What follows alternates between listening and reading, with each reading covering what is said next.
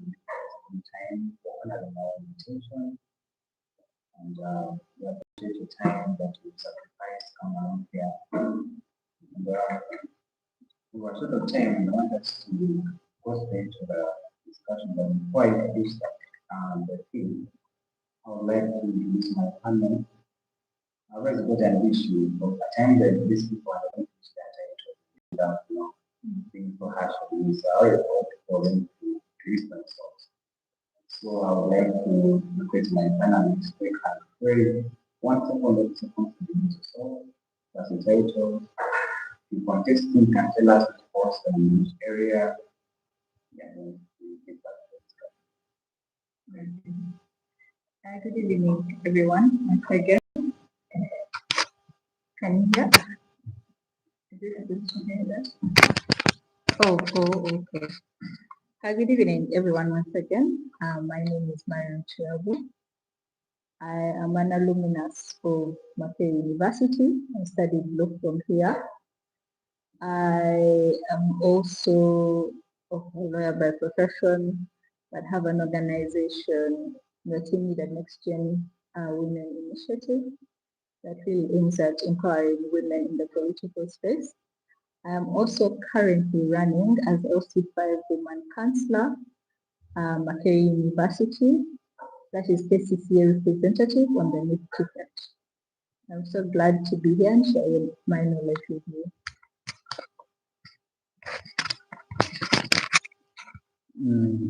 Good evening, everyone. My name is Gatogodin Isaac. I'm a proud teacher in making, dealing with history and Swahili. And I'm very happy to be here with you, Mr. and share knowledge.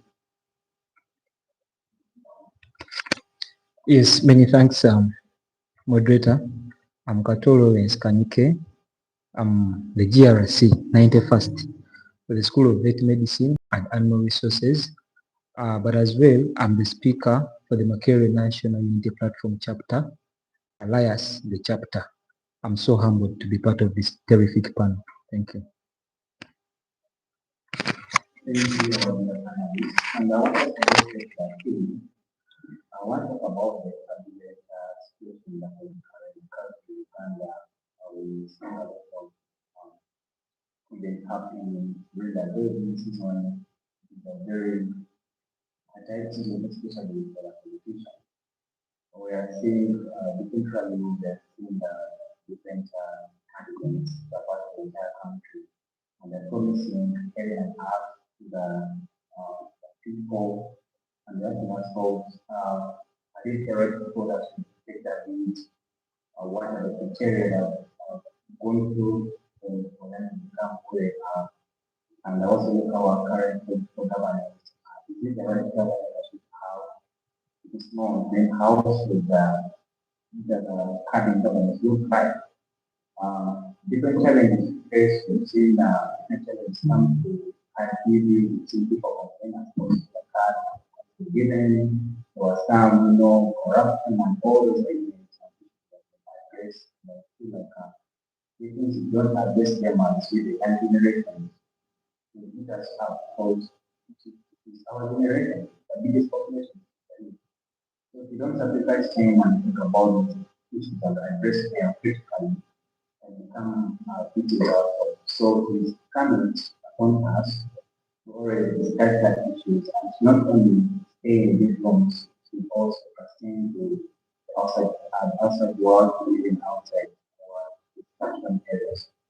And we've already said that ladies first. I want to start with the honorable.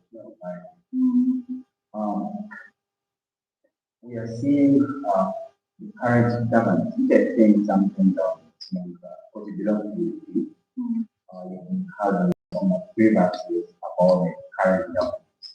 I want to tell us how you find this current government. These are things the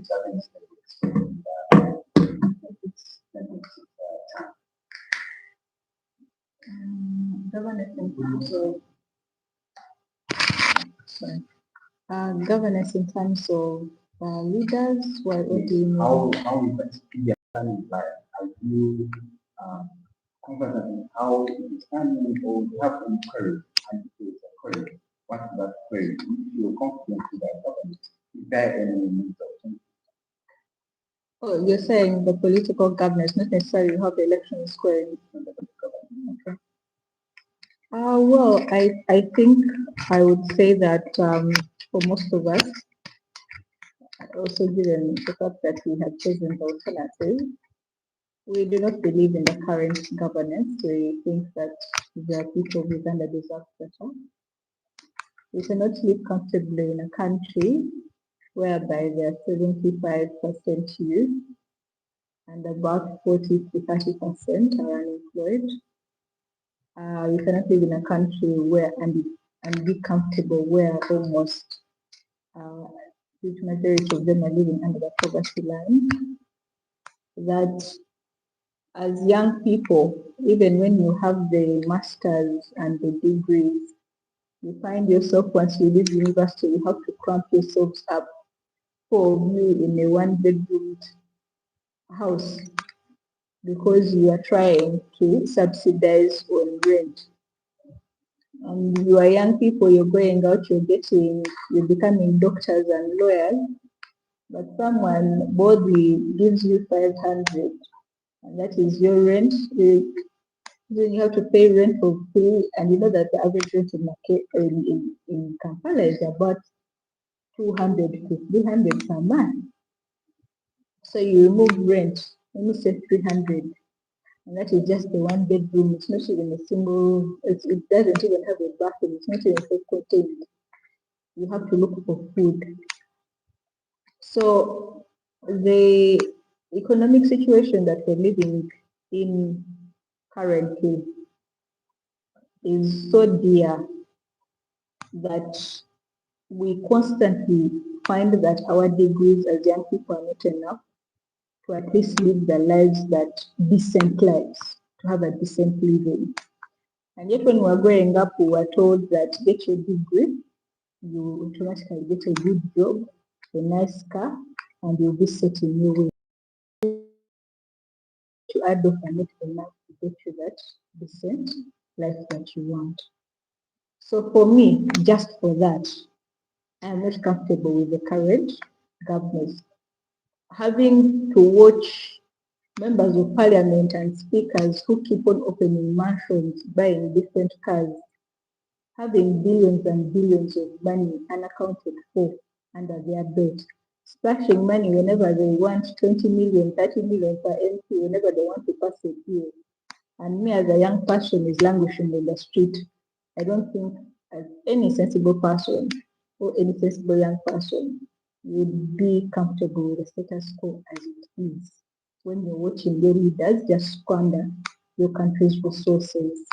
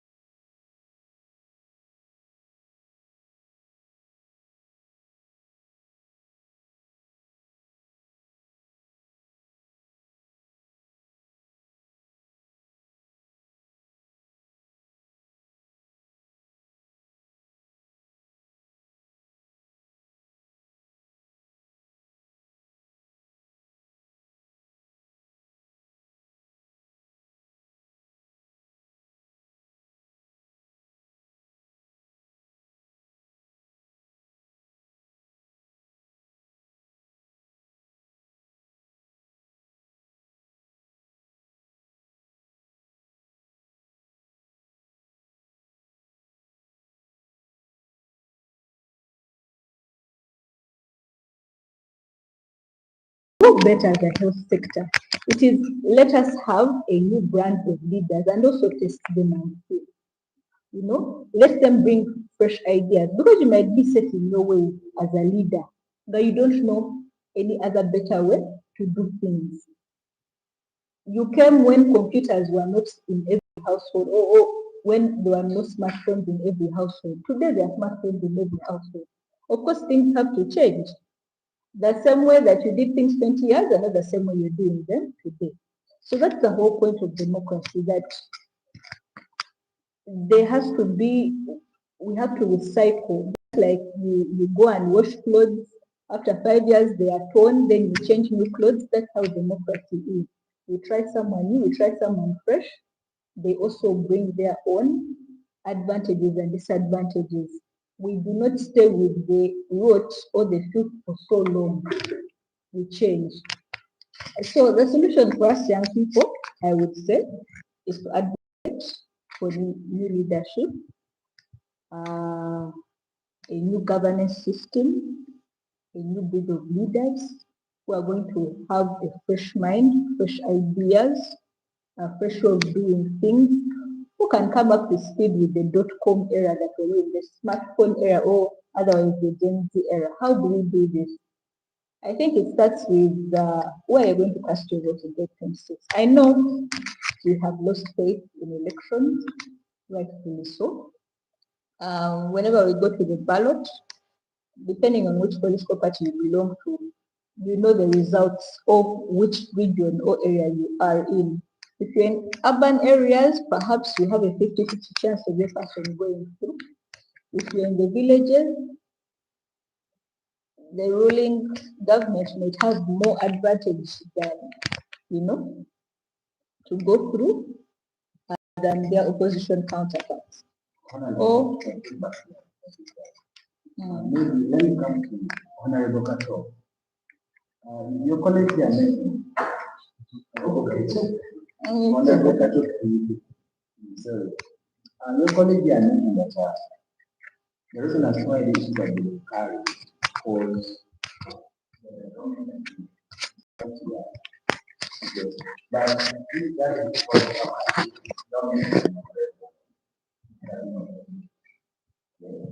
and the role of the election has more very good than Malaysia state. The fact that are now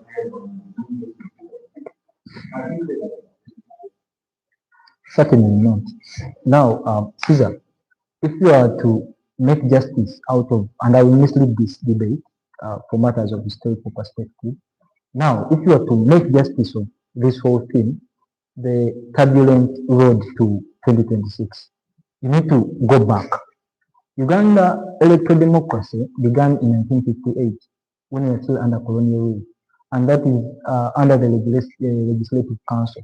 They constituted a form of a parliament for the legislative council. From there, in 1962, Uganda got independence, as you may all be knowing.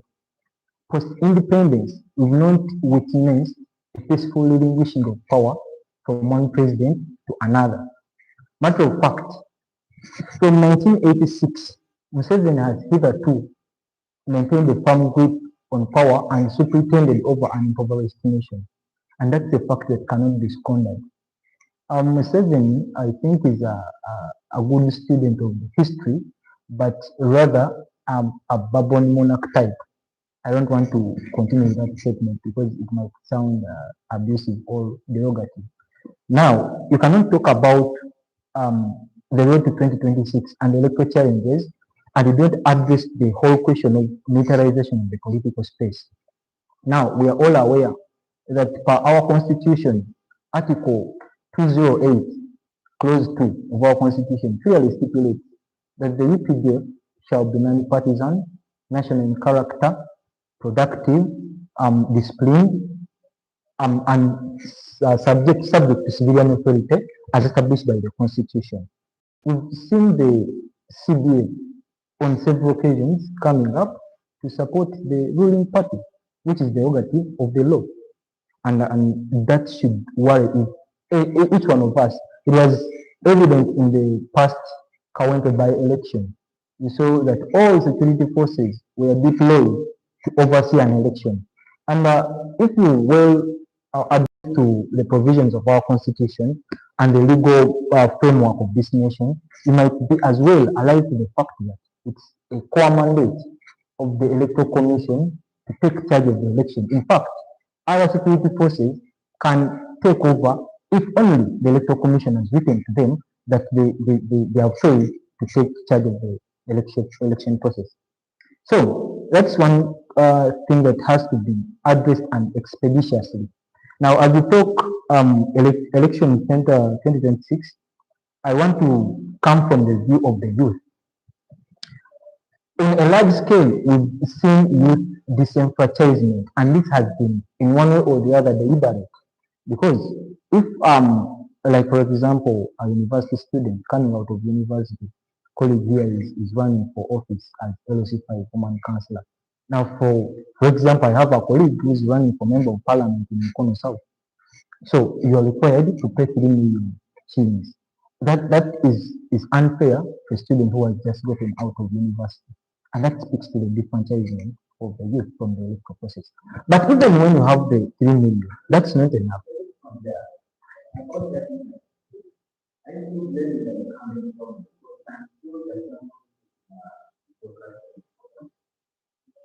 Are you for real? Do we give subscriptions for nomination? We absolutely need to give any. But they should adduce evidence. The party president has on several occasions come clean and said, if you think there is anyone who asks for money, because the policy in the party has always been that the party nominates you on account of merit. The criteria is 40% committee performance and 60% grassroots performance. And those are the points to which we come to arrive with the candidates. If you think you dissatisfied with the process and the modus operandi to which they come to arrive to candidates, then you file your petition to the tribunal. There was a tribunal that was constituted. You are allowed to that fact, so. And those people that are dissatisfied, to express your discontent, you have to go a mile ahead to file in a petition and say I'm discontented with such and such a result, and also adduce evidence, because these are allegations. Some are unserious allegations. Someone said that they asked 10 million from them to secure a party ticket, and they failed to adduce evidence. Obviously, you have opportunists in the political field. Now, you diverted me. I was driving the point of youth disenfranchisement, but then I will get back to that one. And then we are eroding the electoral integrity in a manner that you might be as well alive to the fact that it is the head of state that appoints the chairperson for the electoral commission, an incumbent appointing the chairperson for the electoral commission.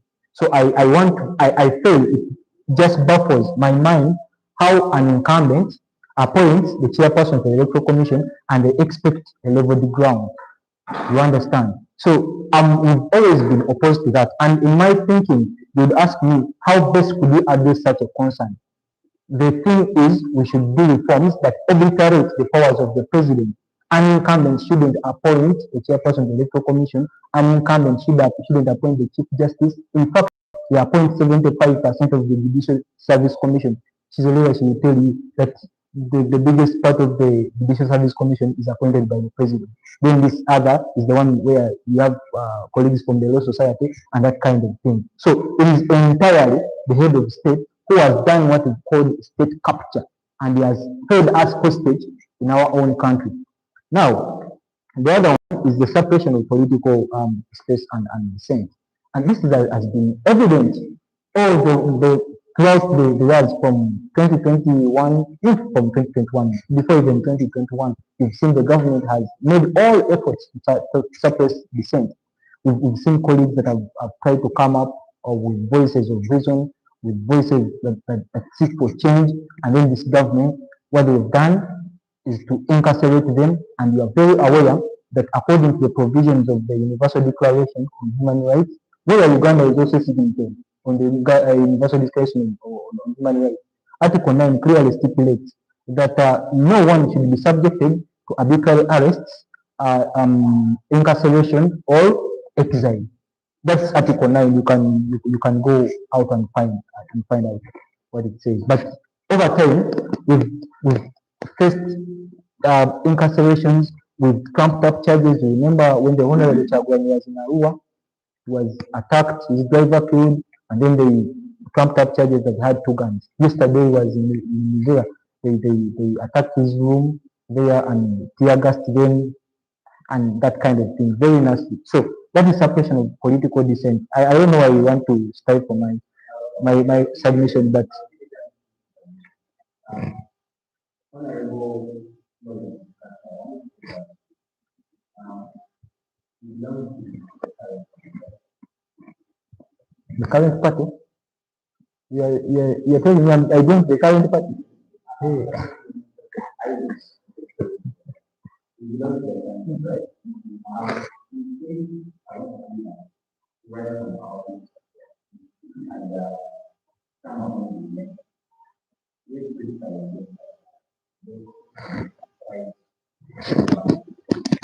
other than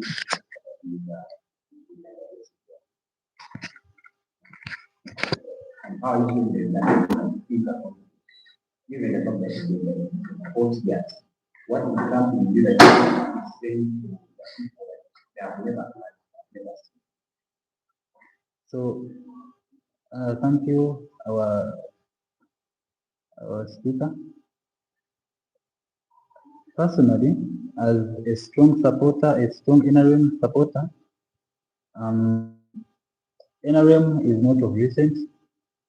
We have been in existence since 1986. And these who are saying that there has not been a peaceful change of power, President Museveni is a more democratic president who has always tried to run by the constitution, which uh, which he has always made mm, made democratic in a way that the the opposition party is given much of the respect as it is provided under Article 82 subsection A. They are giving them uh, the power for the opposition leader to address to to be there for them in the Ugandan parliament and then make sure that their voices are heard. And we have always had election. People have always made a very clear message and a very clear and a unified voice by electing the NRM for all these years, which itself is a very big success. Think about respecting the opposition, especially in the electoral period. Mm. I think what you mean by respect of the other political personnel, is that what you call it? Maybe you can What we call abduction, in one way or the other, to me, I think some people are always going out of their capabilities, because you cannot tell me that you are a political leader and you want to rule the country, and for you, you are just playing drama, trying to bring inconvenience in public places, instead of you coming up with a clear manifesto telling Ugandans what you are likely to do for them. You are just bringing confusion to win their mandate.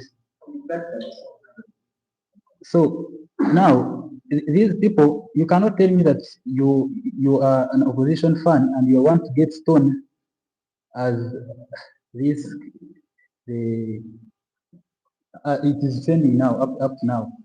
We see people getting stones trying to throw them over the military armed personnel, and you think that's how opposition should work.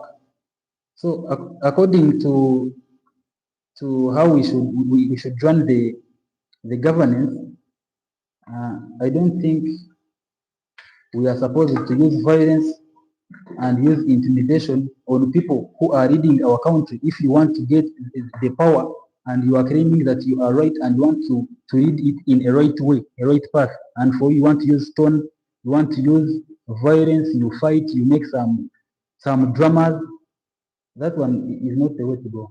what do you think by person that point to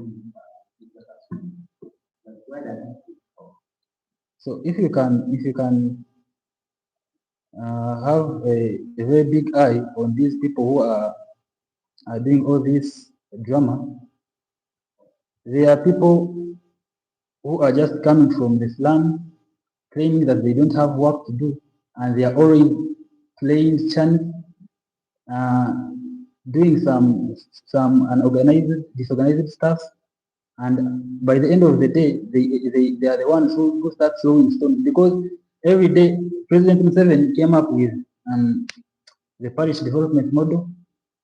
Money was given to people, various leaders in their respective capacities. They tried to guide people on how to use this money to improve their standards of living. But instead of focusing on the improvement of their standards of living, people are just resorting to staying in casinos and some other stuffs which are not building. And by the end of the day, we see them throwing stones.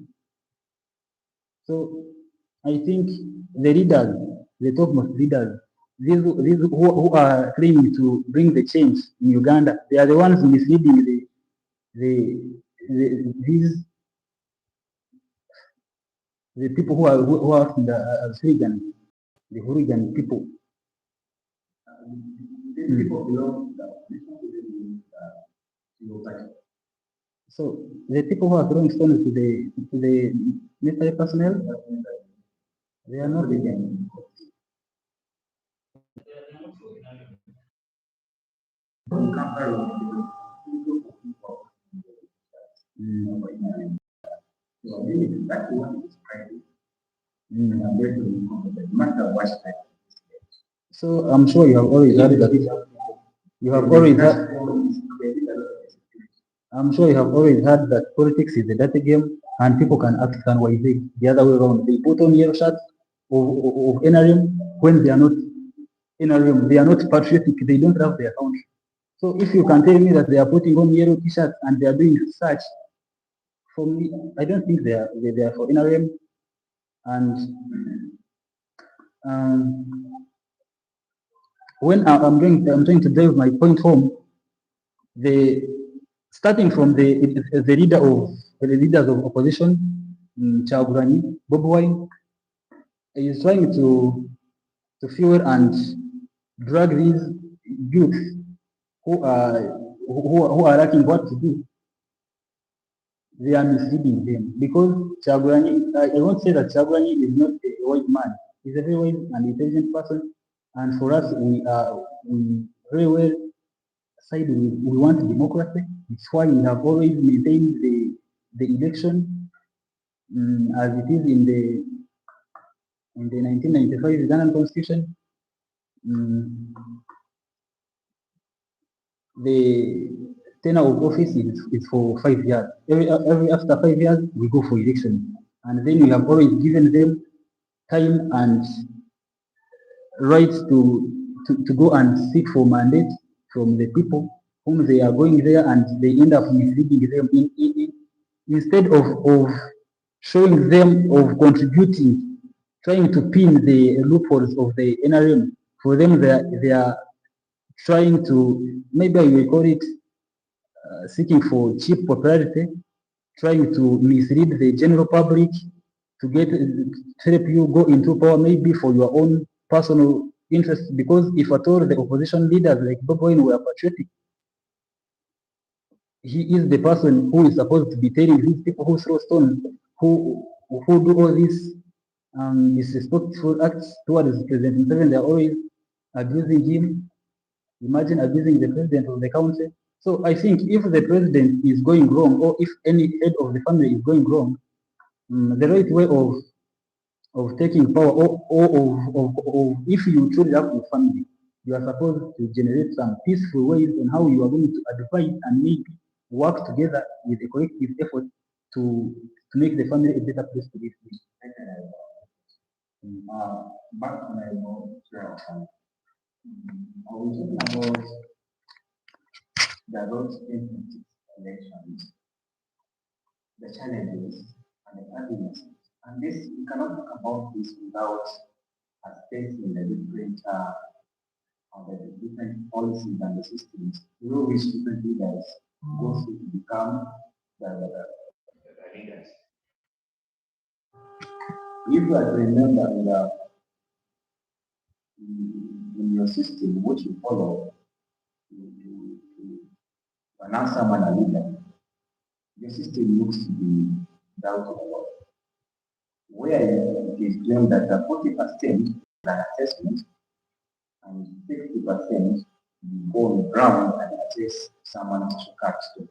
And people want to tell them what did they want to come to a conclusion that this person has enough to capital when you actually you consult from a very small group of people. Do you think it is valid enough and is this classified enough? Well, the first thing I would like to address before I go into that discussion is that I think it's a wrong perception to label, because most of the majority of the people who are in these rallies for Honorable our President Chagulani, most of the people who attend his rallies are young people. So I think it is very disrespectful to assume that they are violent when the fact is that unless police interferes with them, there is no crisis of violence. I think we have all watched the rallies, and I think the biggest complaint for most people have been that the rallies have been quite peaceful, and we have seen that people come, gather, listen to what they are supposed to listen to, and they leave. These rallies are mostly full of NUP supporters. And no NUP supporters has thrown any stones, has beaten anyone. People come peacefully and leave. In fact, most of the violence has come from the police raiding, beating, arresting people. And in 2021, we saw it. People were going about their ways in Kampala, and the military truck came and started unleashing bullets upon people. We saw women who are busy taking food to their clients being shot down. So I think it's a form of gaslighting Ugandans that, hey, you are a, a violent group just because you are. I mean, we're in a democracy, and people should be able to call you out, criticize you, and support opposition leaders if they want to. And that should not be if you're saying you're in a democracy, unless you want to tell us that you don't want democracy, you remove elections, but as long as elections are there and you claim to be a democracy and you have elections, there will always be a political contestation. There will be someone who opposes you, and that is how a democracy works. When we talk about, your question was the challenges and the turbulences. We selected flag bearers. One, I cannot speak to the criteria of the EMC because I am not part of the EMC. However, what I can say that coming to that conclusion of vetting candidates, one, I will say that our particular way of choosing flag bearers is not so strange, I would say. Why? Given the context in which we are in. We are in a military dictatorship that wants to parade as a democracy. We have seen other opposition parties crumble. Why? Because, I mean, an incumbent who has state resources will always find a way to penetrate you and break you down. But even still, you see the violence that is in NRM election. People pulling out pistols and wanting to shoot each other just because someone thinks that they are not going to primary or they do not have support, and then they think that violence is the way. But also the fact that we are constantly being harassed and raided whenever we have activities as a party. We thought it was going to be very complicated to have actual primaries. So in not having actual primaries, the only way was to then resort to the vetting process. But also, the new constitution has been constantly rejected by the EC. You know, that allows us to have primaries and all that. It has been constantly rejected by the EC. So we're working under the old constitution. So some of these things were technicalities, but also a way to protect the party. And so when we're talking about now to the criteria, when we're talking about the criteria, I mean, if you have been a follower, if you've been following your candidates, your favorite candidates, by now you must be knowing the top two likely to win around you.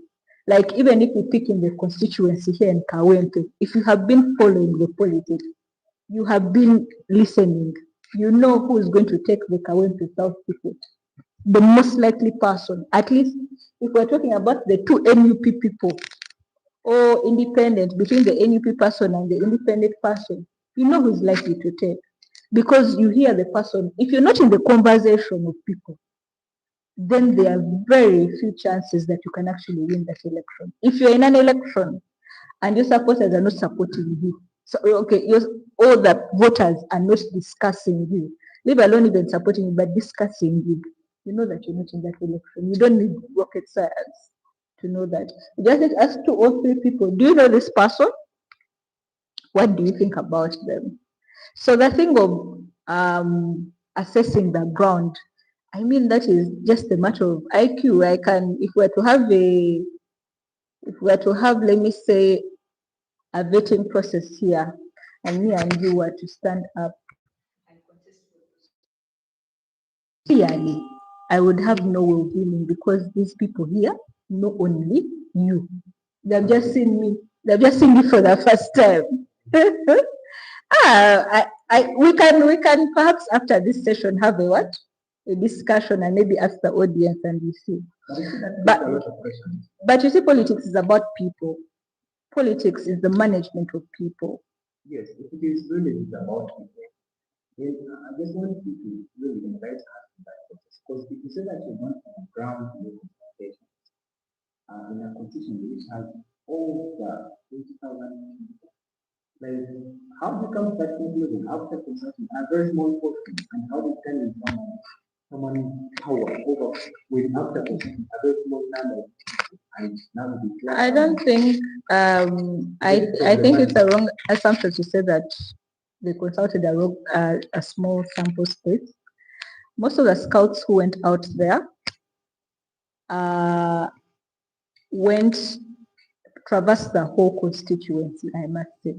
Most of the scouts went there, even the ones who came to Makere, they traversed far and near and the constituency of Makere. And so what is like, so things like publicity, how visible is the candidate? How many people know this candidate?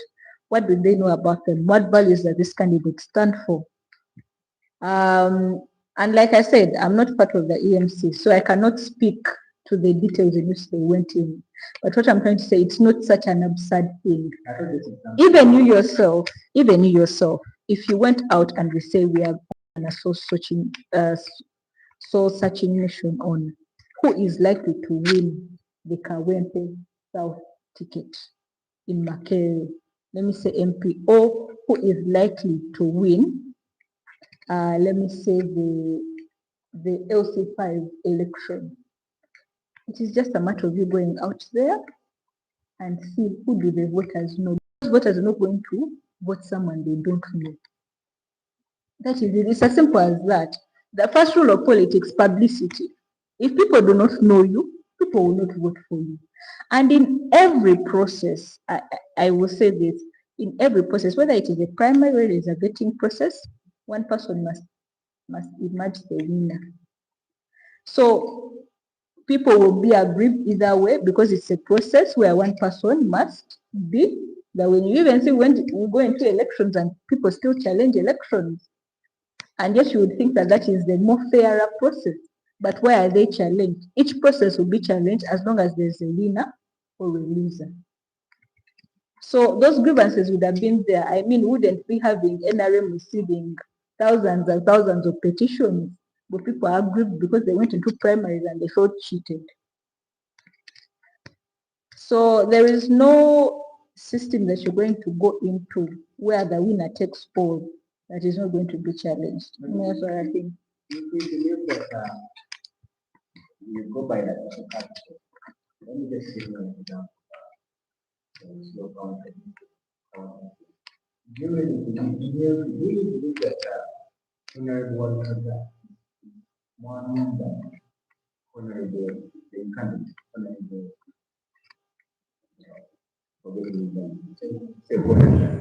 Well, they might both be well known, but Walukaga has been a musician. Why would you think that he would not be well known? How does he sell his records and his songs? Everyone knows Walukaga. At least in Uganda, here everyone knows him. Everyone has at least listened to one or two of his songs. So why would you think that actually, I think people might know Walukaga. In some places, I may not know Segona. But also in that particular consequence, why we're still on that matter. I mean, Segona has been there for 4 terms. There's also fatigue. You have been with the man for 4 terms. Why don't you think that the voters are tired of him and want him to go? What has he done in those 4 terms that he's going? What has he not done in those 4 terms that he's going to do in the 5th term? Well, for him, his constituents were tired of him. Simple like that. Thank you. Another look at all.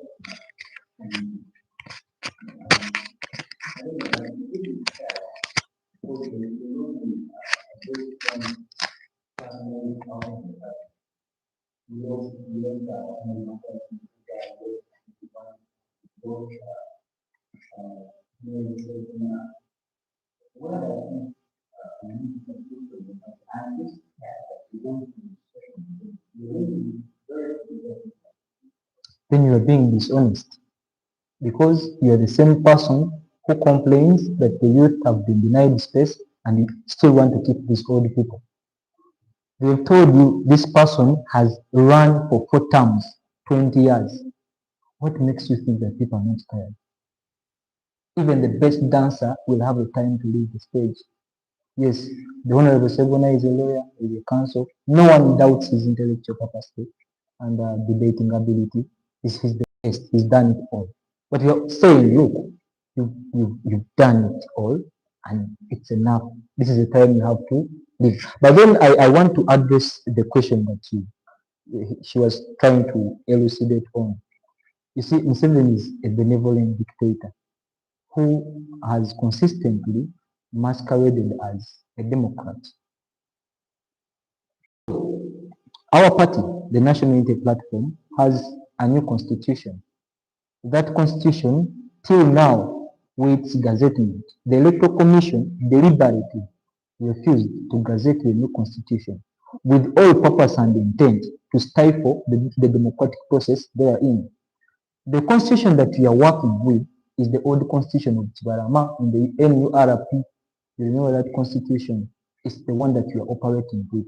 You cannot operate. You see, the NRM has always wanted to push this propaganda that you see NUP is using such a method that is not transparent, that is subject to bias, and they forget that this is the legal framework at hand, and this you cannot operate in anything that is not gazetted within the law. We can only operate with that one. But even within our new constitution, the one they deliberately refused to gazette, it had all provisions of a free and fair primary election. So they deliberately refused. Now, I wanted to give a rejoinder that what Comrade has just alluded to. First of all, he said that Article 82 of the Constitution gives the leader of opposition power to debate in Parliament, whereas that has no problem because that's how it operates in all other democracies. I've scrutinized all the Article 82, but have failed to find what he alludes to, that the whole of Article 82. It talks about the speaker and the deputy speaker. There is nothing like leader of opposition. So that's also misinformation. So, but even then, what would you want a democracy to look like? So if you did want a democracy to work, why don't you chase away all members of parliament or opposition members of parliament from parliament and only debate alone as the NRM? Matter of fact, NRM has the biggest majority in parliament. Out of the 556 members of parliament, they have 342. Not only has 27.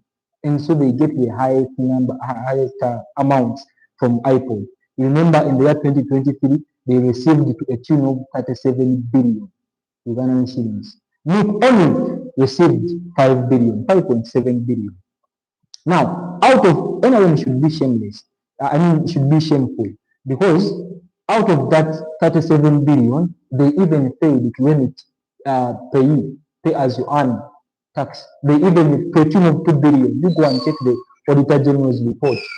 You check the Auditor General's report. They refuse. They failed. They deliberately failed to limit pay. They deliberately failed to limit NSSF to a tune of 240 million NRM. So national unity platform, even with the little that we had, we were able to remit all those taxes. So when you are to look at financial impropriety, it is not synonymous with the national unity platform. Financial impropriety, corruption is synonymous with the other name for NRM. Corruption, if you want the ideologies that define the national resistance movement, the first one is corruption. It is the foundation of the NRM. And this is where they have built the NRM from. Because you know that in 7, when the IGG made an effort to do to make I'm forgetting what she was trying to, but it is like officials, all the officials in government, to declare their will. Museveni told him, no, please leave them for as long as they invest here. Those people will run away. That's what? That's promoting corruption. And then Anita Among, you've seen her spending their government taxpayers' money the way she wants. You saw the reports by ICRSP, where she spent a lot of money in her district. You've seen the second election, she was given 800 million Ugandan shillings. The same applies to Rebecca Kadaga. She was given 800 million Ugandan shillings. Now, colleague alluded to the constitution, that this constitution is very good, and I do agree. It's a very good constitution that from the inception, its promulgation in 1995 to up to now, it is a good constitution. So the NRM has maintained that constitution. But I want to take you back. In 1995, the constitution had 216 articles. Since then, those articles have been increased 295 articles. Why did they increase? To the benefit of the military regime. The military regime has overturned the constitution. The first one was in 2005 when they lifted the term limit. They removed them from 2 to endless, infinity. So the man wants to rule for life. Then the next one was 2017 when they lifted the age limit, and the man wants to rule until he dies. But one thing is certain, and is for sure. You can remove all these age limits. You can do everything you want, but there is the natural age limit that you cannot remove. Certainly, you will not be president forever. At one point, he will not be president. And what we should worry as the youth, what should be the next after this man, this old man that has dipped our nation into poverty, the highest level of impoverishment in the nation. We are seeing in Busoga. We went there the other time and said, you people live this kind of life. I'm surprised. Can you imagine a president saying that you people, I didn't know that you are software to this extent that even the clothes you put on, even a dog cannot put them on.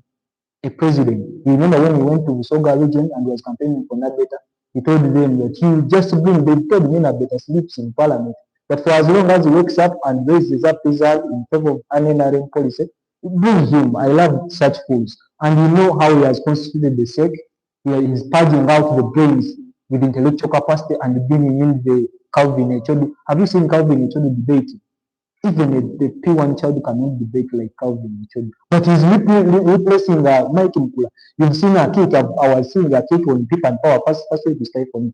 I've seen a kick on People and Power. They have fired out Bayomusi. Bayomusi, a doctor, very qualified, very articulate. He knows everything pertaining to policy, and they are bringing in a kick. A kick who doesn't even know any policy as pertaining to economics, the economic policy. He has no regard to the civic dispensation.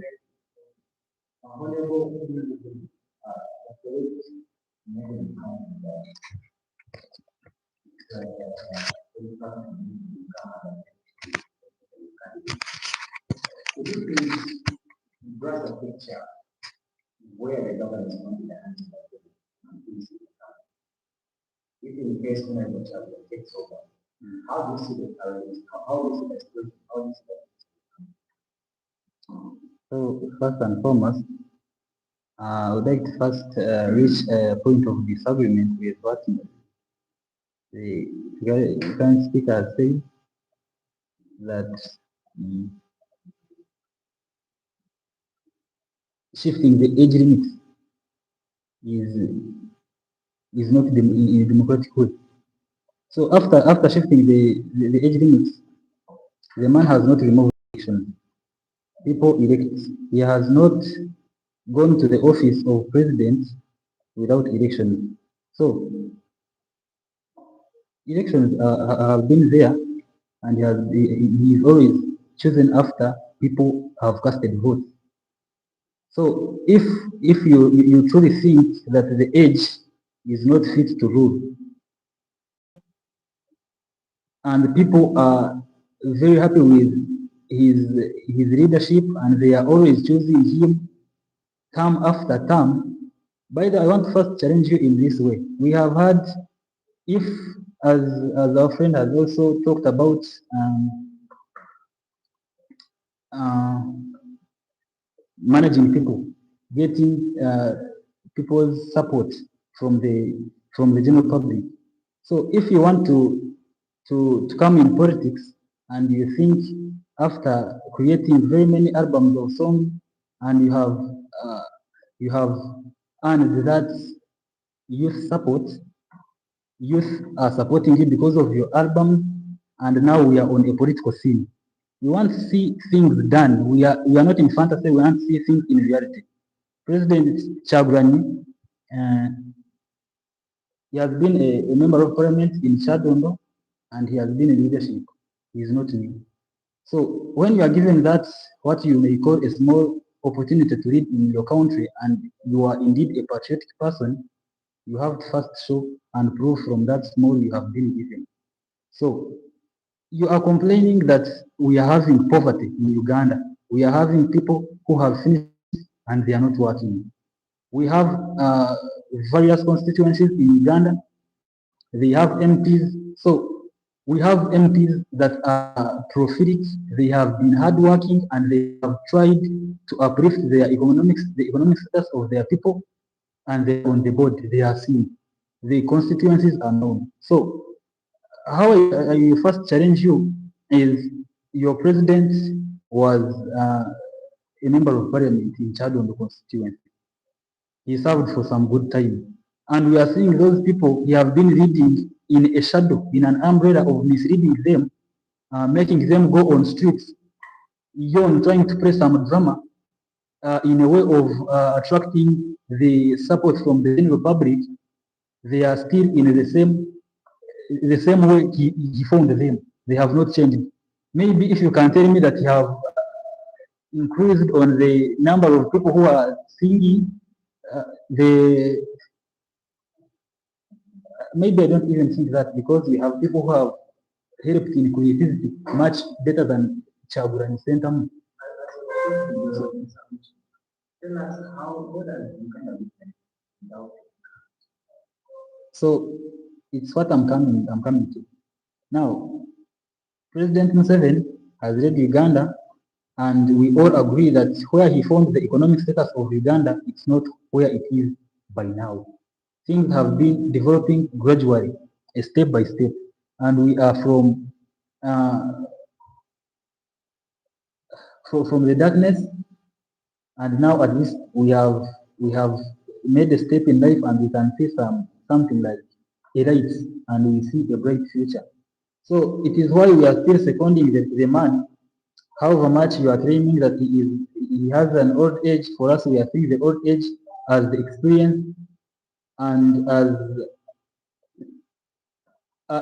we still see some capabilities in him, and as we are saying that he will not die in power, he will die. So that one he also know. He also know, not in power. He President Museveni is not aiming at dying in power. He is aiming at pushing Ugandans and leaving them at a state where someone can pick them and make another step forward.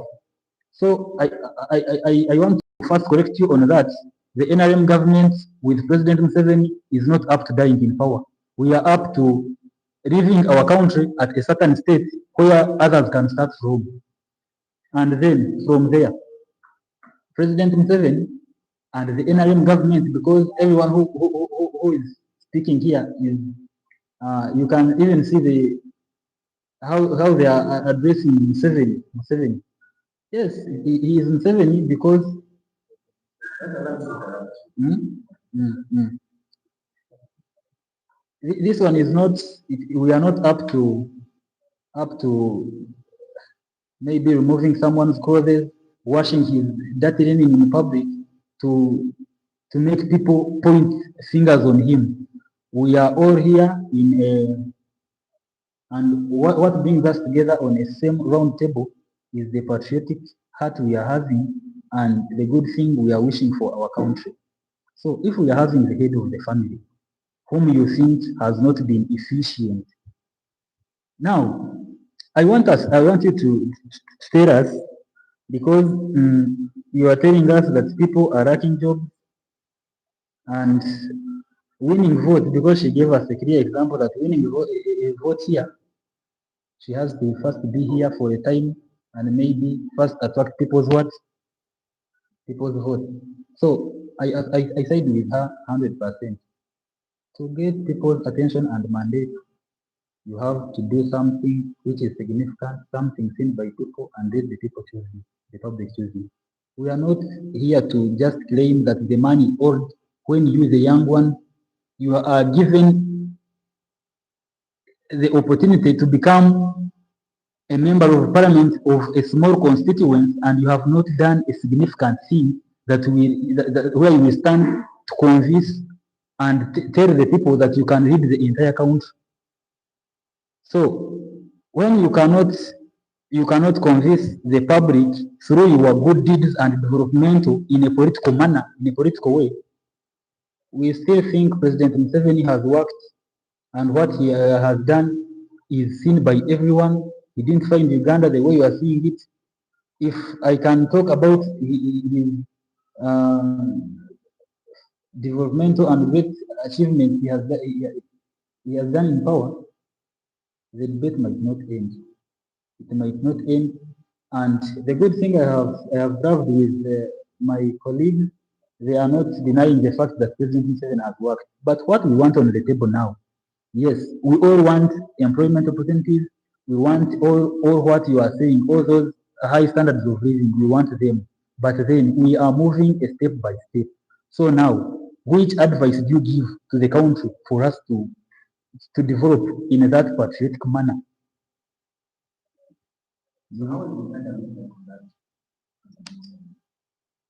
Uganda can still become a very good country without President Museveni, according to me.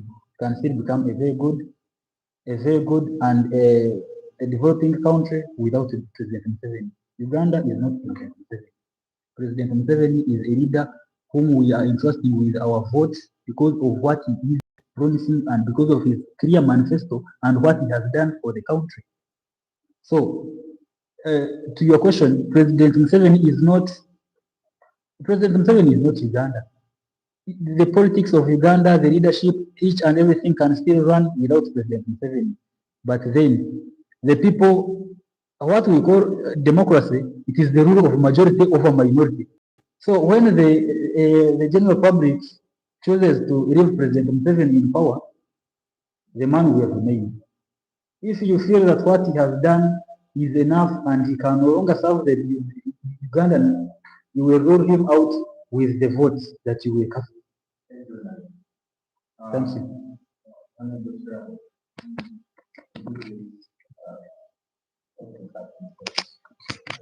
Okay, one, I think we have a habit of misunderstanding the roles of an MP.